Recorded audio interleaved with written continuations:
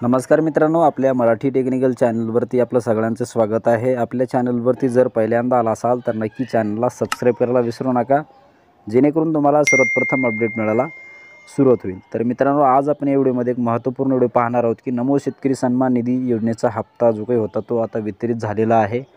या अंतर्गत तुम्ही थंबनेल सुद्धा पाहत असाल की म्हणजे 9 तारखेला हा हप्ता वितरित झालेला आहे।